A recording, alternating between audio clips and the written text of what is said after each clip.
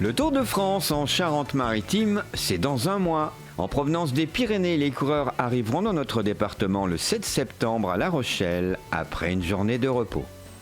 C'est à partir de cet instant qu'ils penseront à l'étape du lendemain qui s'élancera de l'île d'Oléron pour un final d'étape qui se terminera sur l'île de Ré. Nous n'en sommes pas là, mais pour fêter cet événement dès maintenant, le département vous invite jusqu'au 11 septembre à la Maison de la Charente-Maritime pour l'exposition La course en tête. La course en tête, c'est l'histoire du cyclisme en Charente-Maritime avec les temps forts du Tour de France dans la région depuis sa création.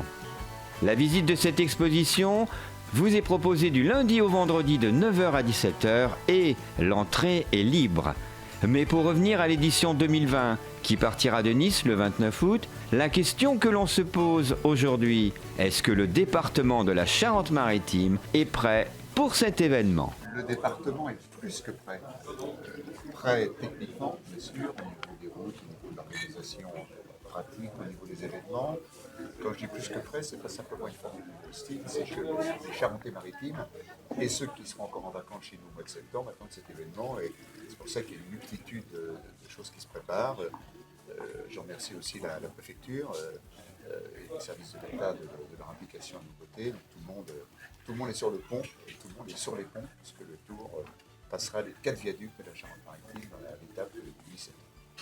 Départ de la citadelle Vauban au château d'Oléron, traversée du viaduc d'Oléron avec toute une flottille sous le viaduc, des décorations partout magnifiques dans toutes les villes, avec d'Oléron en particulier, la forêt de la Coubre, la forêt domaniale, la Grande Côte, Saint-Palais, Royan. Ensuite on rentre dans le Marais, autour de l'Aiguille, on file vers Rouage, traversé sur les pavés de Rouage. C'est le petit aspect Paris-Roubaix de l'épreuve, mais enfin il n'y aura pas très longtemps de pavés. Ensuite on serpente dans le Marais de Rouage jusqu'à Rochefort, on passe tout près de la Corderie royale, d'Arsenal des Mers et de l'Hermione. Ensuite on retourne sur la côte vers Forat et Saint-Moulin. On passe devant la maison des Charentes-Maritimes, le vieux port de La Rochelle, une boucle vers Louveau, traverser du viaduc de Ré et arriver à la citadelle de Saint-Martin. Donc c'est Vauban au départ et Vauban à l'arrivée. En termes de retour, je dirais de communication, de promotion de notre territoire et d'animation, puisqu'il y aura aussi cette flottille qui va être sur l'eau, alors que le Tour, lui, sera, bien sûr, les cyclistes seront sur terre.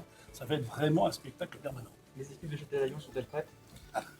Les équipes de Châtellerault, mais toutes les équipes du département. L'avantage, si vous voulez, c'est qu'ici, je vois l'équipe technique du département de la Charente-Maritime et les élus ont travaillé vraiment de concert. Et ça permet d'être à la fois aujourd'hui serein dans l'attente de ce tour, mais d'être aussi prêt à toute éventualité. Et on a fait avec la préfecture, avec bien sûr les commissariats, gendarmerie, je pense à des métiers. On respecte les protocoles, on fait attention aux barrières sanitaires. Je pense que nous, on sera un peu dans cette logique-là, avec certainement quand même des freins en moins. Parce que, vous le savez, à partir du 15 août, il est possible que le gouvernement annonce que l'on puisse desserrer un peu les taux. Mais on sera quand même vigilant. Vous savez, je crois que, comme le disait tout à l'heure le préfet, aujourd'hui, il faut qu'on sache accueillir dans de bonnes conditions, mais aussi en respectant les conditions sanitaires. Merci beaucoup. Vous êtes invités à tous venir faire un petit cœur et on passe de l'autre côté avec une soupe du jour pour regarder l'exposition. Vous pouvez faire un cœur.